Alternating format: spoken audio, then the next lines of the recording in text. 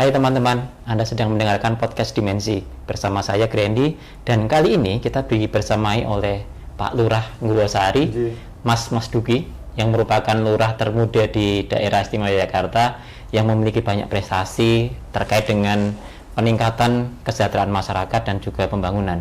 Nah, kita akan mendiskusikan beberapa hal terkait dengan seperti apa potensi masyarakat yang ada di Ngurwosari dan juga bagaimana kemudian strategi pemberdayaan. Nah, Pak Mas Duki, kira-kira apa sih sebenarnya karakteristik masyarakat di Ngurwosari saat ini? Terima kasih. Selamat pagi Mas Grandy. Mohon izin kaitan dengan apa yang menjadi karakteristik masyarakat Desa Ngurwosari. Sebenarnya di Desa Ngurwosari menjadi salah satu desa yang cukup unik. Karena di Desa Ngurwosari ini kan terdiri dari 15 pedukuhan, terdiri dari 77 RT, dan setidaknya ada 17.000 penduduk yang tinggal di Desa Ngurwosari dengan berbagai macam latar belakang pendidikan. Sehingga di Desa Ngurwosari ada dua karakteristik. Yang pertama karakteristik masyarakat urban, yaitu mereka yang bertempat tinggal di perumahan. Kemudian ada karakteristik masyarakat yang mungkin dibilang asli desanya. Desa ini dalam arti mereka yang memang sejak dari kecil tinggal di Desa Ngurwosari dan besar di Desa Ngurwosari. Sehingga dua hal ini yang menjadi perpaduan di Desa Ngurwosari antara masyarakat urban yang notabene mereka tinggal di Desa Ngurwosari, tapi lahirnya tidak di Desa Ngurwosari. Nah, ini ada beberapa plot perumahan yang menjadikan dua karakteristik masyarakat di Desa Ngurwosari dengan berbagai macam latar belakang pendidikan, sosial, budaya, dan agama. Oke. Nah, dengan berbagai macam karakteristik seperti itu, Desa Ngurwosari itu mau dibawa ke pengembangannya seperti apa, Mas, ke depan? Iya. Sehingga satu hal yang menarik karena memang di Desa Ngurwosari ini memiliki berbagai macam karakteristik seperti yang disampaikan di awal tadi, sehingga kami mempunyai konsep Nyawiji Mbangun Ngurwosari. Nyawiji Mbangun Ngurwosari. Nyawiji Mbangun Ngurwosari. Sehingga konsep ini kita jadikan sebagai mencoba maksimalkan sumber daya manusia yang ada di Desa Ngurwosari, karena kami meyakini bahwa dengan berbagai macamnya latar belakang pendidikan yang ada di Desa Ngurwosari akan kami libatkan dalam pembangunan, dalam pemberdayaan di Desa Ngurwosari. Nah, hal-hal ini coba kami lakukan mulai dari penyisiran apa saja potensi secara SDM yang ada di Desa Ngurwosari. Ada berapa pengacara yang ada di Desa Ngurwosari, ada berapa PNS, ada berapa atlet yang ada di Desa Ngurwosari, sehingga kami berdayakan, kami maksimalkan potensi-potensi SDM mereka untuk bersama-sama membangun desa di Desa Ngurwosari. Sehingga konsep Nyawiji inilah yang kami laksanakan di Desa Ngurwosari. Sebelum ke potensi ya, Mas, ini kan banyak pendengar dan juga pemirsa yang ada di sini menonton itu dari berbagai macam latar belakang. Nyawiji itu sebenarnya apa, Mas? Nyawiji itu sebenarnya bersatu, bersama-sama. Nah, sehingga kalau orang Jawa itu mengibaratkan seperti sapu lidi. Sapu lidi itu kalau satu itu nggak bisa buat nyapu. Tapi kalau ada 50 atau 100 kemudian itu menjadi kuat dan bisa membersihkan. Nah, itu filosofi seperti itu yang kami ingin terapkan di Desa Ngurwosari. Artinya kalau di bahasa Indonesia kan itu Nyawiji itu bersama-sama bangun Ngurwosari gitu. Iya, benar sekali. Oke. Mas, kemudian terkait dengan potensi yang ada di sini, itu sebenarnya apa saja potensi-potensi Desa Ngurwosari ini yang ingin coba untuk kemudian dikembangkan dengan konsep Nyawiji Bangun Desa tadi? Ya, jadi desa itu kan akhir-akhir ini menjadi salah satu pemerintahan yang cukup seksi. Kenapa dibilang seksi? Karena sejak terbitnya Undang-Undang 6 tahun 2014 tentang desa, yang mana dalam 15 Januari nanti akan menjadi hari lahirnya desa. Hari lahirnya desa. Sehingga di Desa Ngurwosari ada beberapa kewenangan, ada beberapa potensi. Nah, setidaknya ada 4 hal komoditas yang ada di desa dan bisa ditemukan di desa. Yang pertama adalah komoditas udara bersih. Udara bersih. Nah, udara bersih ini ada di Desa Ngurwosari karena di Desa Ngurwosari masih banyak pepohonan, dan setiap Sabtu Minggu itu banyak orang-orang kota yang datang ke Desa Ngurwosari hanya untuk goes, hanya untuk jogging di sini. Karena di sini ada karakteristik, ada pegunungannya, ada turunannya, ada sungai dan lain sebagainya. Itu secara alam. Kemudian ada komoditas udara, tadi udara sehat, kemudian ada air bersih. Nah, air bersih ini adalah ketika kita berada di kota, saya yakin untuk menjumpai air bersih itu sulit sekali. Nah, itu ada di desa. itu ada desa, ada beberapa mata air yang ada di Desa Anggosari yang dimaksimalkan masyarakat untuk kehidupan sehari-hari. Kemudian yang selanjutnya, yang ketiga adalah pangan sehat. Oh, pangan sehat. Nah, pangan sehat ini akhir-akhir ini juga menjadi hal yang menarik karena mungkin bisa dicek bahwa kalau dulu penyakit gula, penyakit hipertensi itu adalah penyakit orang kalangan menengah ke atas, tapi sekarang itu menengah ke bawah, orang desa pun juga seperti itu. Tapi dengan adanya pangan sehat yang ada di desa, makanan-makanan tradisional yang ada di desa, itu bisa menjadi satu hal potensi yang bisa ditumbuh kembangkan. Yang keempat adalah budaya. Nah, di Desa Anggosari ada beberapa budaya dengan karakteristik masyarakat desa, sehingga kami berharap orang desa itu tidak akan hilang desone. Nah, 4 hal ini yang ada di Desa Anggosari yang coba akan kita kolaborasikan untuk bersama-sama mencari kesejahteraan di Desa Anggosari. Jadi ada 4 ya Mas? Udara, air, pangan, sama budaya. Nah, itu nanti ke depan itu akan diapakan oleh jenengan gitu Mas? Dari 4 ini akan kita bungkus atau akan kita kolaborasikan dengan konsep 1 dusun 1 unggulan. 1 dusun 1 unggulan.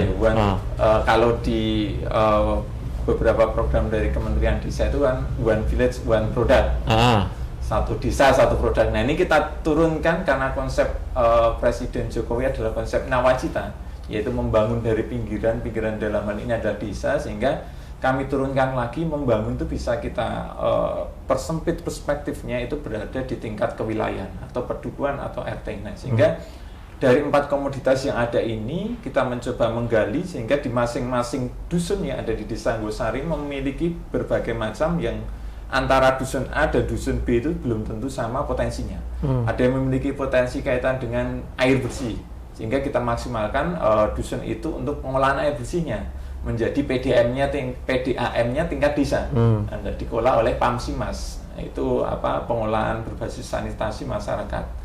Kemudian kaitan ada dusun A yang mempunyai potensi kaitan kuliner. Nah, pangan sehat, nah itu dusun A yang menjadi kita kembangkan potensi tersebut, sehingga harapannya nanti bahwa orang di desa itu tidak usah keluar dari desa untuk mencari pekerjaan.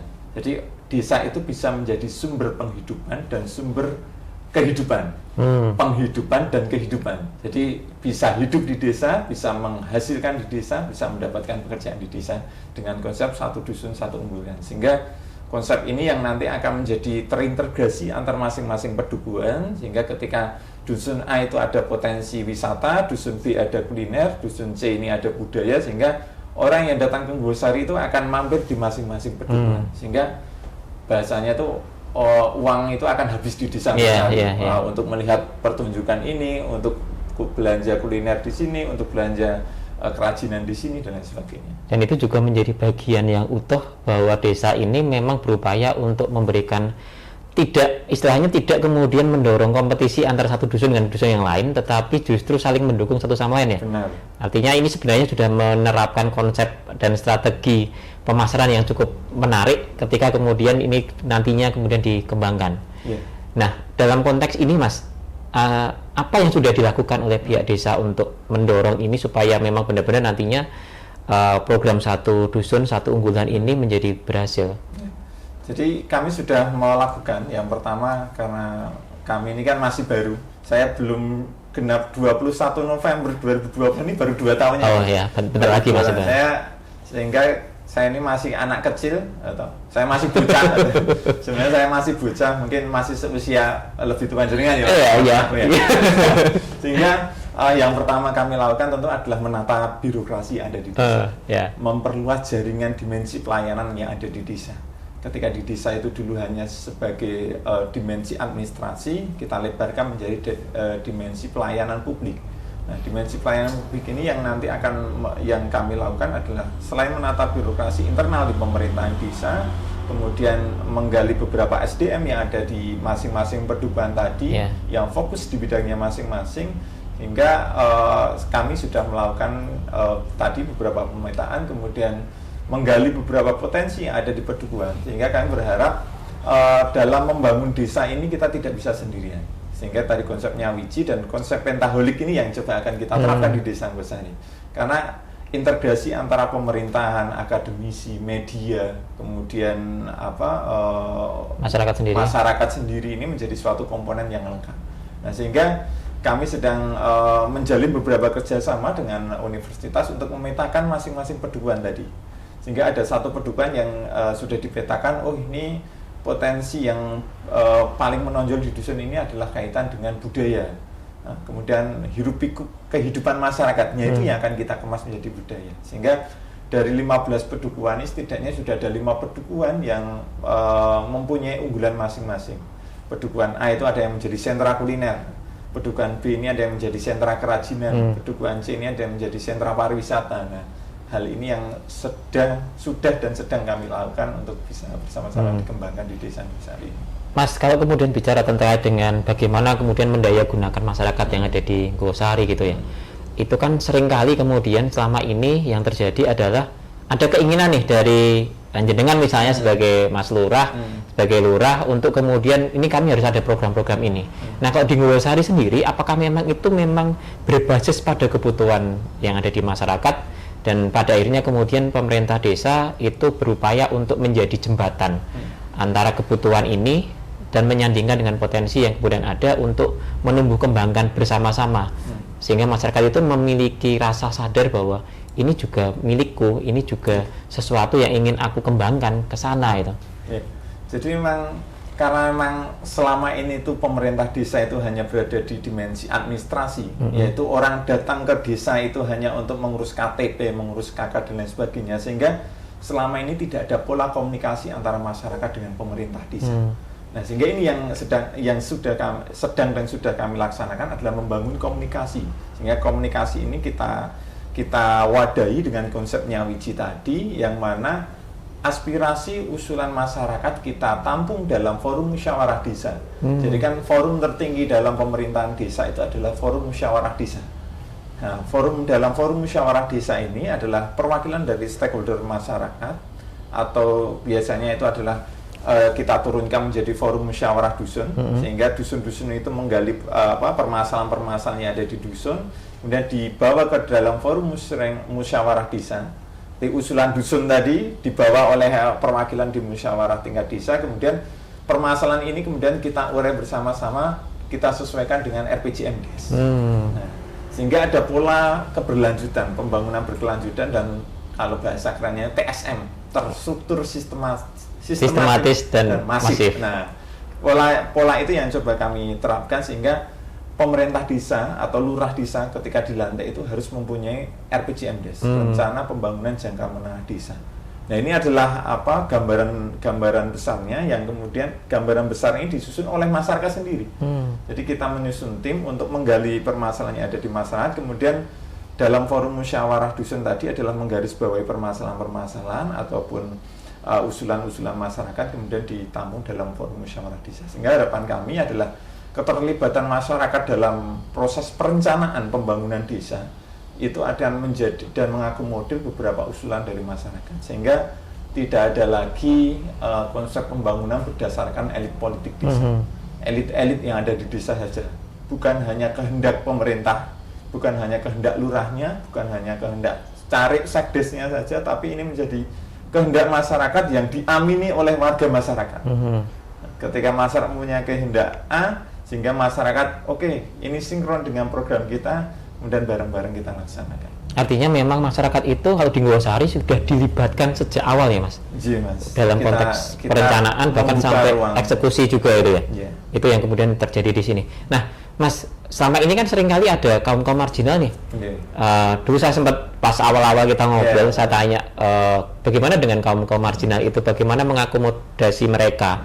Karena kan seringkali kemudian dalam konteks membangun kesejahteraan masyarakat selalu ada kelompok-kelompok yang dalam tanda petik mendominasi dibandingkan dengan kelompok-kelompok yang lain. Nah, bagaimana kemudian strateginya Mas Duki itu untuk kemudian mendorong masyarakat-masyarakat yang masih marginal, yang kadang-kadang minder dengan kehidupan kondisi yang ada di sekitarnya, untuk kemudian juga terlibat, karena kan kecenderungannya sebenarnya mereka yang punya banyak masalah sebenarnya gitu.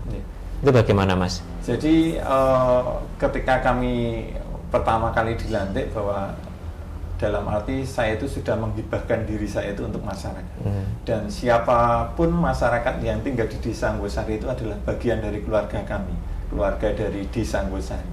siapapun itu, apa latar belakang pendidikan, kemudian budaya, agama, sampai sosial dan lain sebagainya. Sehingga terkait dengan hal itu, kita bersama tim mencoba memetakan beberapa warga masyarakat di Desa Anggosari yang dalam proses perencanaan tadi belum dilibatkan, padahal selama ini mungkin mereka hanya dijadikan sebagai objek dalam pembangunan.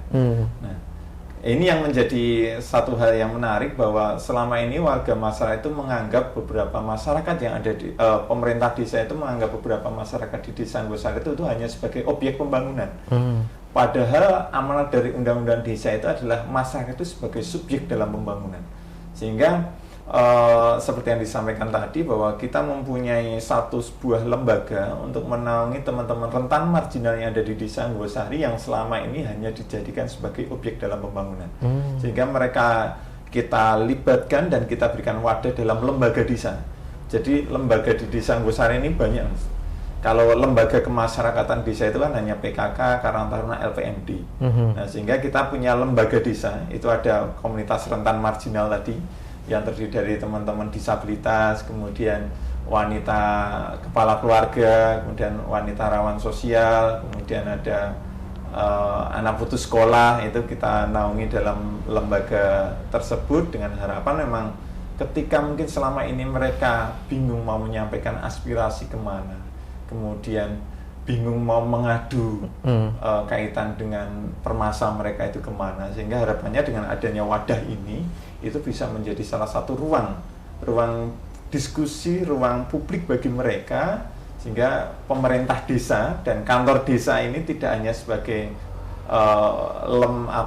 tempat lembaga stempel saja, tidak hanya lembaga stempel saja, tapi menjadi ruang bagi warga masyarakat semuanya tanpa membedakan apapun itu. Nah, dan lembaga-lembaga yang lain sesuai dengan potensi, sehingga kami mempunyai paguyuban sopir truk, seperti yang kemarin saya sampaikan, kemudian yang mereka kita libatkan, kemudian ada paguyuban yang sesuai dengan potensi yang ada di Desa Anggosari, dan mereka kita libatkan dalam proses pemberdayaan maupun proses pembinaan yang ada di Desa Anggosari. Ini karena kewenangan desa itu kan setidaknya ada 5. Kaitan satu penyelenggaraan pemerintahan, kemudian kaitan dengan pembangunan, kemudian kaitan pembinaan, pemberdayaan, dan yang terakhir adalah kebencanaan, kesiapsiagaan bencana. Nah, 5 ini kita libatkan semua, sehingga FPRB atau Forum Pengurangan Risiko Bencana di Desa Anggosari yang terdiri dari ada yang dari teman-teman rentan marginal mungkin hanya ada di Desa Anggosari. Karena kita tidak tahu ketika ada simulasi untuk rentan marginal itu, mereka itu selama ini apa tuh yang dibutuhkan, kita harus menyusun SOP sendiri bagi mereka yang mungkin disabilitas dan lain sebagainya, sehingga kita libatkan mereka dalam. Mas, terkait dengan kaum marginal tadi ya, itu bagaimana kemudian implementasinya di tingkat desa? Apakah mereka diundang ke desa? Karena kan selama ini kalau misalnya mereka itu berada di tingkat dusun, bisa jadi mereka itu masih terdominasi oleh yang lainnya. Apakah itu kemudian ada mekanisme bahwa mereka diundang kemudian ketemu dengan jenengan atau dengan perangkat desa untuk kemudian mereka berdialog gitu, atau seperti apa? Jadi satu hal yang pertama kami lakukan adalah mereka kita kumpulkan terlebih dahulu. Kita petakan tadi berdasarkan data kami, kami mempunyai data PMKS, satu penyandang masalah kesejahteraan sosial. Ya terdiri dari macam-macam, ada teman-teman rentan marginal tadi, kita undang, kemudian kita sampaikan ide gagasan kami untuk membangun desa dengan konsep Nyawiji tadi. Ketika mereka kita undang, kemudian kita bentuk satu forum tadi. Forum tersebut adalah forum berasal dari kegelisahan mereka, kemudian kita naungi dalam satu forum, dan mereka sudah mempunyai struktural kepengurusan sendiri. Ada sendiri. Ada struktural kepengurusan sendiri yang kepengurusannya terdiri dari teman-teman mereka sendiri, teman-teman rentan marginal mereka sendiri. Kemudian kita fasilitasi dari pemerintah di sana. Dalam forum pengambilan keputusan memang ada beberapa kegiatan yang mereka kita undang, tapi mereka itu malah tidak kalah semangatnya dengan kita. Setiap 2 minggu sekali itu mereka mempunyai pertemuan rutin di Balai Desa Anggosari. Atas inisiatif mereka? Atas inisiatif mereka sendiri. Mereka tuh awalnya pengen, Pak, kalau kita seminggu sekali ke sini boleh nggak? Boleh, buat tiap malam kalian di sini aja nggak apa-apa. Sehingga kita harus menyiapkan beberapa infrastruktur pendukung teman-teman disabilitas yang ada di Desa Anggosari. Termasuk yang tadi ya dilihat di depan ya, ada ramnya toilet harus ya. ramah difabel. Ada beberapa tempat yang belum ramah difabel yang coba terus kita benahi, karena setiap 2 minggu sekali itu mereka datang ke sini untuk berdiskusi, untuk adu gagasan, permasalahan apa, kemudian gagasan itu biasanya kita 1 bulan sekali atau 2 bulan sekali ikut nimbrung, kemudian merangkum apa yang menjadi usulan mereka. Nah, rangkuman itu yang kemudian kita kawal bersama dalam forum musyawarah di tingkat desa. Biasanya ketika tidak ada proses pengawalan itu akan hilang dalam proses pengambilan keputusan. Nah, sehingga ada gayung bersambut dari pemerintah desa. Artinya di Desa Anggosari ini semua unsur masyarakat, mulai dari tingkat yang katakanlah misalnya strata itu tinggi, menengah, bahkan sampai yang marginal, itu semuanya kemudian terlibat dan dilibatkan dalam proses membangun desa. Insya Allah seperti itu. Oke, Mas, ini mungkin bagian terakhir diskusi kita hari ini terkait dengan pandemi, Mas. Ini kan sekarang sedang COVID nih 19. Artinya desa itu menjadi dalam tanda petik menjadi ujung tombak nih, karena yang punya masyarakat itu ya desa. Nah, bagaimana kemudian dengan keadaan hari ini, apa yang sudah dilakukan oleh desa terkait dengan pandemi ini, termasuk karena ada banyak yang terdampak baik itu secara kesejahteraan, ekonomi, itu apa yang kemudian sudah dilakukan oleh desa, Mas? Jadi karena pandemi harusnya kita panas. Ini kita sudah jaga jarak ya. Kaitan dengan pandemi tentu akan di semua stakeholder manapun, lembaga pemerintahan apapun, baik dari swasta sampai pemerintahan itu akan mempunyai dampak. Begitu juga yang berada di desa. Sehingga dampak yang ada di desa itu setidaknya adalah dampak secara sosial, dampak secara kebudayaan, dan dampak kaitan dengan ekonomi. Dan kesehatan tentu. Empat hal ini yang berada di desa. Karena ada beberapa kegiatan-kegiatan kebudayaan yang ada di desa, rutinitas yang ada di desa, karena pandemi ini semuanya terhenti. Nah, sehingga satu langkah awal yang kami lakukan di pemerintahan Desa Anggosari adalah melakukan rekayasa sosial. Nah, rekayasa sosial ini adalah kami mengundang tadi beberapa stakeholder, perwakilan tokoh agama, karena mayoritas masyarakat di Desa Anggosari adalah Muslim, sehingga kegiatan-kegiatan keagamaan yang menjadi kebudayaan di masyarakat sini kita lakukan rekayasa sosial. Nah, rekayasa sosialnya adalah kita sekali lagi kita berdasarkan musyawarah mufakat dari tokoh-tokoh agama, yang biasanya nih kalau bulan Ramadan itu kan ada sebelum Ramadan itu ada istilah apa itu namanya nyadran. Nah, nyadran. Kemudian bagaimana budaya nyadran ini tetap ada, tapi tetap menerapkan protokol. Nah, sehingga kita sepakati, nyadran tetap ada, tapi hanya satu keluarga. Nah, kemudian mbah kaum yang datang sendiri. Nah, itu adalah salah satu rekayasa sosial, sehingga dari sisi kebudayaan keagamaan tetap berjalan, tentu berdasarkan musyawarah mufakat yang kami lakukan di pemerintah Desa Anggosari. Kemudian kaitan dari kegiatan ekonomi, tentu kami melakukan pemetaan UMKM apa saja yang terdampak, karena di Anggosari termasuk sentra wisata kuliner yang ada di Kabupaten Bantul ini, dan kita melakukan beberapa pemetaan berapa UMKM yang terdampak, berapa kepala keluarga yang kehilangan pekerjaan, berapa masyarakat yang hilang pekerjaannya, sehingga kami mempunyai beberapa skema dalam menanggulangi kaitan dengan ekonomi. Yang pertama, kami menerapkan pola kegiatan padat karya tunai. Padat karya tunai, sehingga kita melakukan pembangunan, tetap melakukan pembangunan, karena pandemi ini kan kemarin APBDes atau alokasi pendapatan dan belanja desa itu kan kemudian direfocusing. Nah, dari refocusing ini kita tetap mengalokasikan untuk pembangunan, tapi dengan konsep padat karya. Padat karyanya saya mereka yang tidak punya pekerjaan kita rangkul untuk bekerja di desa dengan tetap menerapkan protokol kesehatan. Harus pakai masker dan lain sebagainya. Nah, ketika mereka yang punya skill, ya tadi kan mayoritas mereka yang kegiatannya buruh harian lepas dan sebagainya. Kemudian bagi mereka yang punya warung dan lain sebagainya, kita libatkan mereka dalam penyaluran BLT dana desa. Nah, jadi BLT dana desa di Desa Anggosari ini bukan secara tunai. Yang unik ini, Jadi kan harusnya kan bantuan langsung tunai. Ya. Nah, kita bantuan langsung tapi non tunai. Non tunai. Ya, karena kalau BLT secara tunai itu akan menjadi bantuan langsung telas. Bantuan langsung telas.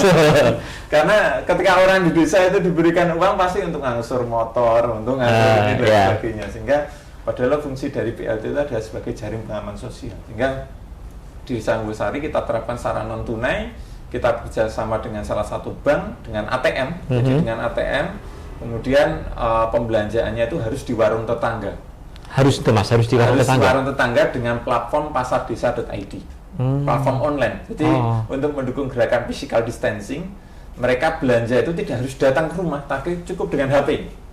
Itu apa sih Mas? Di pasar.id itu? Pasardesa.id itu isinya ya ada kebutuhan pokok, ada sandang pangan dan sebagainya ada. Dan itu sekaligus mendukung gerakan jajan tonggo nglarisi konco. Jajan tonggo nglarisi konco. Nah, karena apa? Warung yang mereka beli itu adalah warung-warung yang tadinya karena pandemi ini tidak punya penghasilan.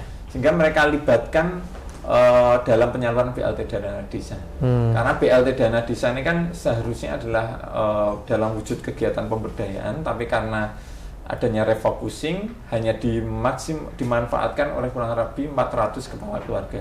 Untuk memperluas dimensi kebermanfaatan dana desa, kita libatkan dan kita ramu dengan peraturan lurah desa dengan skema BLT dana desa non tunai tadi. Nah, dan ada beberapa kegiatan yang lainnya yang kita gunakan untuk sebagai jaring pengaman sosial. Ya. Tadi ada yang berbentuk sembako, kemudian ada yang dalam bentuk penyemprotan desinfektan, penyediaan vitamin dan sebagainya. Dan alhamdulillah sampai saat ini itu yang terkonfirm positif di Desa Anggosari itu ya baru ya Mas, baru 10 orang. Karena akhir-akhir ini yang meningkat itu baru satu bulanan ini yang cukup meningkat karena AKB. Adaptasi kebiasaan baru ini malah meningkat. Artinya pihak desa memang sudah beradaptasi ya dengan kondisi hari ini, termasuk bagaimana kemudian tetap berupaya mengembangkan dan mempertahankan kesejahteraan masyarakat yang ada di Desa Anggosari dengan berbagai platform, mulai dari pasardesa.id, kemudian apa tadi Mas, jajan tonggo nglarisi konco. Itu semuanya kemudian diskemakan supaya kemudian ekonomi itu berputar di desa dan pada akhirnya kemudian dampak itu bisa dikurangi secara signifikan. Terima kasih banyak Mas Duki atas diskusinya dan bincang-bincangnya. Kami jadi tahu bagaimana kemudian desa itu memberdayakan masyarakatnya, apalagi Desa Anggosari yang kita tahu tidak jauh sebenarnya dari kota Bantul, tetapi juga secara karakteristik masih sangat desa. Sehingga di beberapa hal ya apa yang kemudian dilakukan oleh Mas Duki ini bisa benar-benar menjadi upaya dari bawah untuk memberdayakan mereka berbasis pada kebutuhan mereka, berbasis pada potensi yang ada, satu dusun, satu unggulan, supaya kemudian masing-masing ya bergerak sendiri-sendiri untuk menyokong satu sama lain, dan pada akhirnya kemudian Desa Anggosari akan menjadi jauh lebih sejahtera dan pembangunannya juga berhasil. Terima kasih Mas Duki, teman-teman semuanya. Kita sudah berada di akhir diskusi dan bincang-bincang podcast Dimensi kali ini. Semoga apa yang sudah Anda dengarkan dari Mas Duki, paparannya terkait dengan bagaimana pemberdayaan masyarakat yang ada di Desa Anggosari, sekaligus juga bagaimana strategi-strateginya yang tadi dikemukakan ada 4 potensi, udara, kemudian air, pangan, dan kemudian budaya. Bagaimana itu kemudian diramu oleh Mas Duki untuk menjadi kekuatan Desa Anggosari. Kalau teman-teman ingin datang ke Desa Anggosari, Mas Duki terbuka nih untuk kemudian teman-teman bisa datang dan kemudian belajar di Desa Anggosari. Toh letaknya juga tidak terlalu jauh dari kota Yogyakarta, mungkin sekitar 45 menit ya Mas kalau dari kota Yogyakarta. Demikian teman-teman, terima kasih sudah menyimak bincang-bincang kali ini. Ketemu lagi di episode yang lainnya. Terima kasih.